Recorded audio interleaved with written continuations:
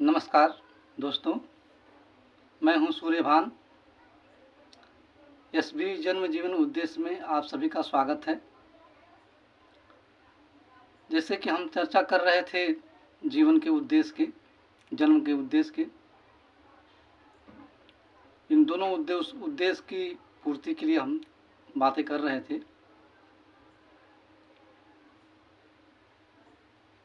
जैसे कि हमने ये कहा कि परमात्मा की प्राप्ति ही हमारे जन्म का उद्देश्य है।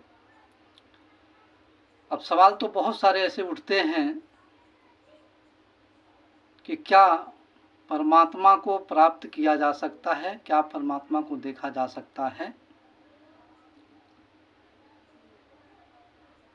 तो बहुत सारे वहम पैदा हो जाते हैं इन सभी चीज़ों को लेकर के। कुछ लोग तो कहते हैं बहुत तपस्या करना पड़ेगा, कुछ लोग कहते हैं कि हमें बहुत कठिनाइयों से गुजरना पड़ेगा, पर ऐसा नहीं है। जन्म के उद्देश्य को पूरा करने के लिए हमें किसी भी कठिनाइयों का सामना नहीं करना है। हमने अगर कठिनाई का सामना करना है तो अपने अंदर वो भाव प्रकट करना है कि हम परमात्मा को प्राप्त करें। यदि इस भाव को हम अपने अंदर जन्म देते हैं, हम उस परमात्मा से अरदास करते हैं, तो परमात्मा हमें मार्ग दर्शाता है। जो परमात्मा मुझ में समाया है, कण कण में समाया है, ऐसे परमात्मा को हम क्यों न प्राप्त करें।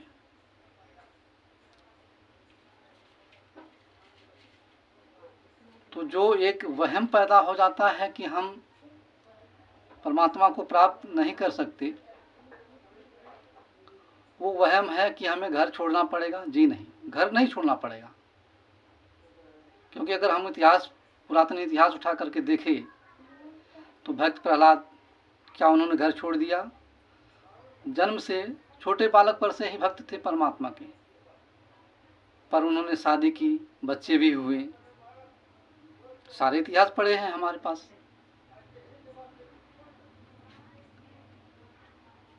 तुलसीदास, कबीरदास, सबने तो भक्ति की, पर कहाँ उन्होंने घर छोड़ा? किसी ने नहीं घर छोड़ा। इसलिए हमें घर छोड़ने की आवश्यकता नहीं है। हमें अपने घर में रह कर के ही परमात्मा को प्राप्त किया जा सकता है। कबीरदास जी कहते भी हैं कि यदि भेदी मिल जाए तो सारे रहस्य खोल दे। और हम जाते भी हैं, बहुत जगह जाते हैं, हम बहुत महात्माओं के पास जाते हैं जो परमात्मा की प्राप्ति के बारे में बहुत कुछ पूछते हैं। बहुत सारे लोग पूछते रहते हैं, ऐसी बात नहीं है, पूछते हैं, पर उनको भ्रमित कर दिया जाता है। अगर हम ये देखें, ग्रंथ को पढ़ें, ग्रंथ को ध्यान से पढ़ें कि उसमें परमात्मा की प्राप्ति के बारे में बताया क्या गया है, तो हमें बड़े सरलता से परमात्मा प्राप्त हो जाएगा। परमात्मा कहीं बहुत दूर नहीं। परमात्मा की प्राप्ति इतना सरल है, इतना सरल है कि सरल से सरल है, और इतना कठिन है, इतना कठिन है कि कठिन से भी कठिन है। क्योंकि सरल भी हम बनाते हैं और कठिन भी हम ही बनाते हैं।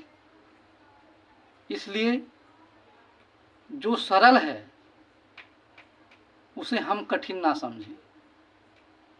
हमें उस ग्रंथों को सही तरीके से पढ़ें, फिर हमें पता चलेगा कि हमें ऐसे एक महात्मा के शरण में जाना चाहिए जहां हम उस परमात्मा को प्राप्त कर लें। विवेकानंद जी ने बड़े सरल शब्दों में कहा, उठो, जागो और प्राप्त कर लो जो प्राप्त करने योग्य है। तो हमें प्राप्त करना चाहिए, हम जन्म के उद्देश्य को पूरा करना चाहिए। हम बहुत पीछे रह जाते हैं और हम ये भी कहते हैं परमात्मा नहीं है, परमात्मा ऐसा है, परमात्मा वैसा है। यहाँ तक सारे ये लोग बात कहते हैं कि यदि परमात्मा था तो वहाँ पर ऐसा हुआ, उस कांड को रोका क्यों नहीं। पानी है, पानी को कोई अगर नकारे कि पानी है ही नहीं, पानी प्यास बुझाती ही नहीं, पानी में कोई घटना घट जाए तो पानी तो था वहाँ पर, पानी ने उसको बचाया क्यों नहीं। क्योंकि हर चीज़ों को समझने की ज़रूरत है। हवा भी मौजूद है, धरती भी मौजूद है, कौन नहीं मौजूद है। कोई भी घटना घटित होती है तो ये सारे तो लोग मौजूद हैं वहाँ पर हमें सारे रहस्यों को समझने की ज़रूरत होती है। हम जब तक नहीं समझेंगे तब तक हवा में बातें फेंकते रहेंगे। आज के लिए इतना ही। धन्यवाद, नमस्कार।